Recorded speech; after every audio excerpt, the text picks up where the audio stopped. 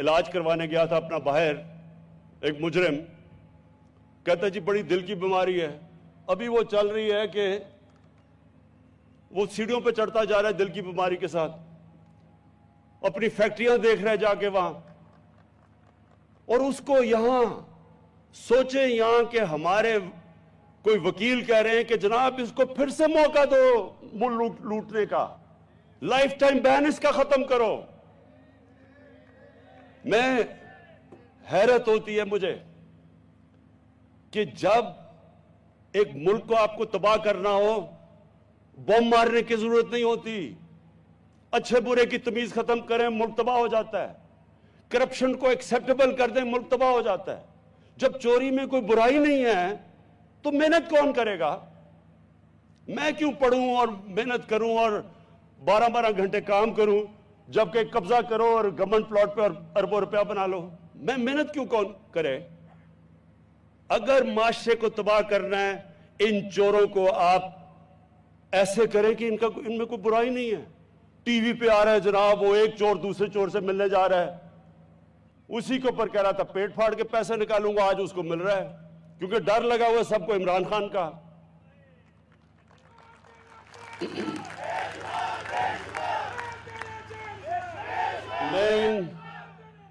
میں ان ڈاکوؤں کے ٹولوں کو ایک آخر پیغام دینا چاہتا ہوں، تم نے جو بھی کرنا ہے، میں 3-3.5 سال سے سن رہا ہوں، آج گیا تو کل گیا اور پرسوں گیا، خواہشیں ان کی لگی ہوئی ہیں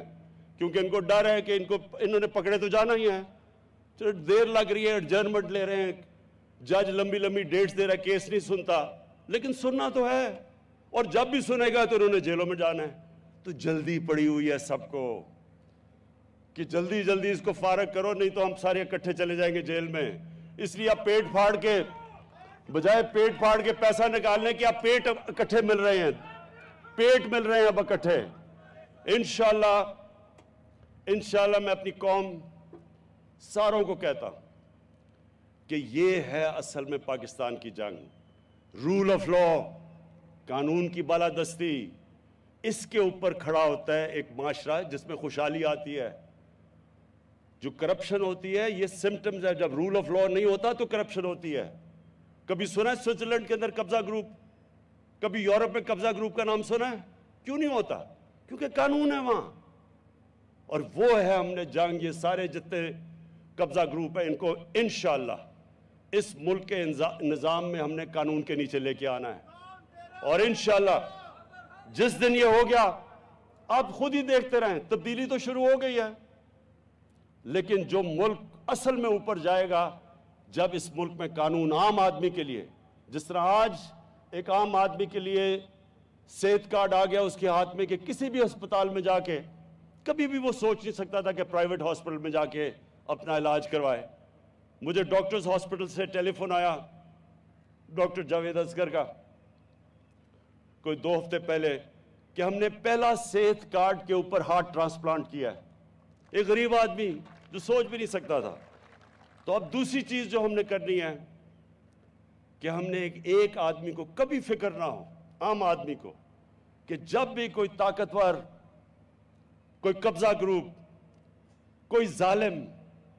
کسی بھی کمزور آدمی کے اوپر اس کی جرت نہ ہو کہ اس کے اوپر کسی قسم کا ظلم کر سکے، اس کا حق مار سکے۔ ہماری عورتیں جو ہیں جن کو حق نہیں دیا جاتا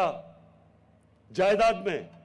ان کا شریعت میں حق ہے کہ جائیداد میں ان کو حق ملنا چاہیے،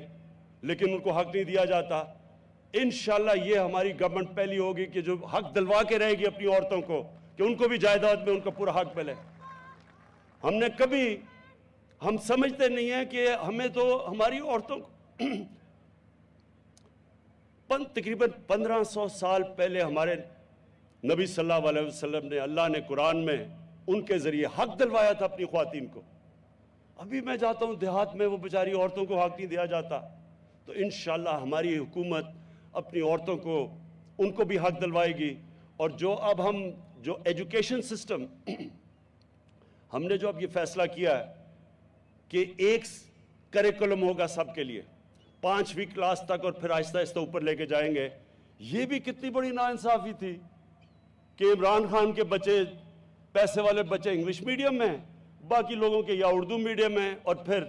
और या दीनी मदरसे, जिनको मौका ही नहीं देता माशरा ऊपर आने के लिए। तो इंशाल्लाह ये भी हमारा 5 क्लास तक बड़ी मुश्किलों से हमने डेवलप किया है, अब इंशाल्लाह हम ऊपर लेके जाएंगे और इस मुल्क के अंदर एक करिकुलम और एक कौम बनाएंगे। मैं आखिर में उस्मान बुज़दार आपको ख़ास तौर पे खराज तहसीन पेश करता हूँ कि जो डेवलपमेंट अब पंजाब में हो रही है, मैं अब ये चाहता हूँ कि बजाय ऐसे ही टीवी टॉक शोज़ पे कि जी वो तबाह हो गया पंजाब, मैं ये चाहता हूँ कि एक न्यूट्रल अंपायर बैठाएं और बताएं कि पिछले 5 साल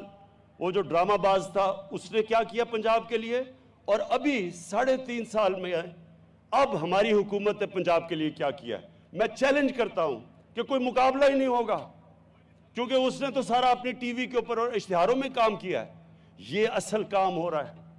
पहली दफ़ा आप देखेंगे एक मुश्किल हालात के अंदर पंजाब के अंदर सही काम हो रहा है, और और जो भी हमारी स्कीमें थी अब वो ज़मीन पे आने वाली हैं, और आप देखेंगे कि हर रोज़ आप नई बड़े बड़े प्रोजेक्ट्स आपके सामने आएंगे। और जो माशाल्लाह हमारा जो चाइना की ट्रिप हुई है, अब जो CPEC का जो दूसरा फेज़ है वो भी अब शुरू हो जाएगा, और उसमें सही माने में अब आपको इंडस्ट्रियलाइजेशन और फैसलाबाद ख़ास तौर पे कि नई इंडस्ट्री आएगी। जॉइंट वेंचर्स हम लेके आ रहे हैं, जो हमारी स्पेशल इकोनॉमिक जोन्स हैं उधर हमने इनवाइट किया इन्वेस्टर्स को। तो इंशाल्लाह मुझे पूरा उम्मीद है कि ये जो पाकिस्तान अब जिस रास्ते पर निकल गया है, ये वो अब पाकिस्तान बनेगा जिसकी मैं हमेशा ख्वाब देखता था।